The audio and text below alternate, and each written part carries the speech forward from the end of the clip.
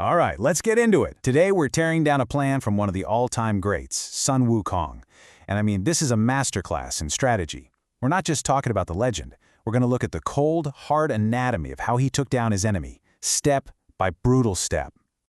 So this is the question that's going to hang over everything we talk about today. It really pushes the idea of what it means to be a hero. As we walk through Sun Wukong's plan, just keep this in the back of your mind. What's the real difference between the hero and the monster he's hunting? So where does a plan like this even start? Well, it starts with a huge, desperate gamble. There's no sneaking around, no careful approach. Wukong's very first move is all about one thing: pure, immediate, overwhelming shock. Okay, so picture this. Wukong shows up at the monster's lair in this black pine forest. And what does he see? Right there at the door. The monster's two kids, just playing. Now, for any other hero, this would be a problem, right? A complication. But for Wukong, oh, this is a golden opportunity. And this one move tells you everything you need to know about his mindset. There is zero hesitation. The book says he grabs them like chickens. And that phrase just perfectly captures the speed and, the chillingly practical way he does it. And just like that, he is in complete control of the situation. But here's the thing about Wukong. He's not just some mindless brute. The second he has his leverage, the children, he immediately switches gears. He goes from physical force to straight-up psychological warfare. This is where the hostage negotiation begins. The princess, who's being held captive by the monster, she comes rushing out, and her first reaction is to try and threaten Wukong. She has no idea who she's dealing with. As you can see from the quote, she thinks he's just some random bully, not the master planner standing right in front of her. Wukong's reply is what's so incredible here. It's so calm, almost cheerful. Haha, don't be mean. You see, this isn't just a messy fight. For him, it's a transaction. He lays out his terms right then and there. It proves this was the plan all along. You give me my friend, I'll give you your kids. And boom, the gamble pays off instantly. The princess has no move to make. Wukong gets exactly what he wanted. His companion, Sha Wujing, is free. But if you think the plan is over now, you are seriously mistaken. We're just getting started. Okay, this is where the strategy takes a really dark turn.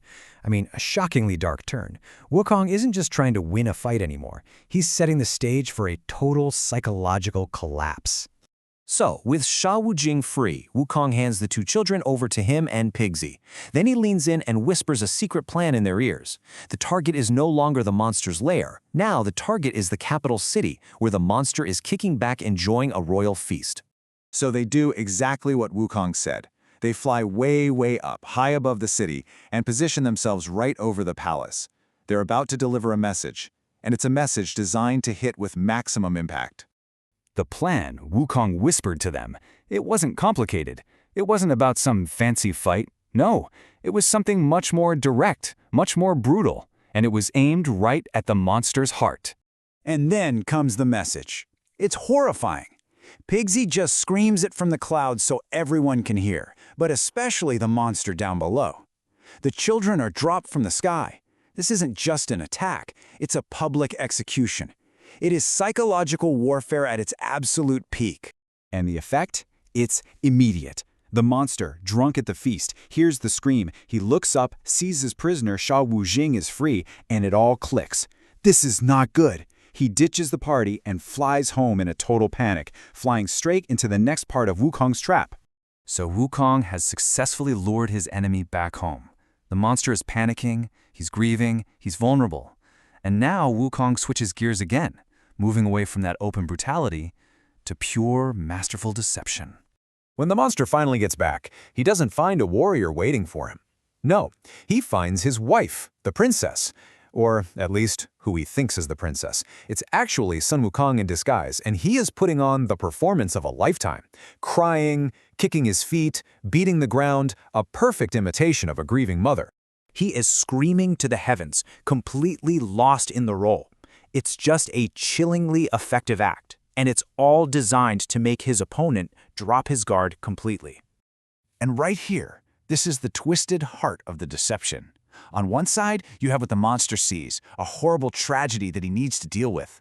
And on the other side, you have the cold, hard reality. He is looking right at the person who caused it all, who's just patiently waiting for him to get close. And the deception?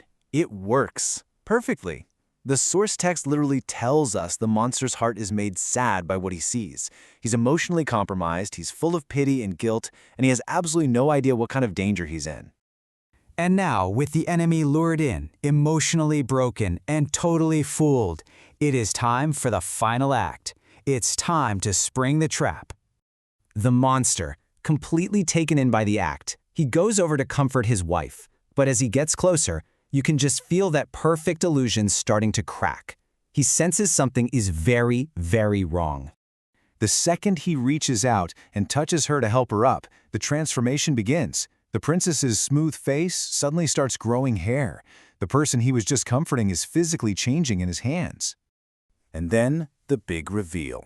Wukong drops the disguise and just unleashes all his fury.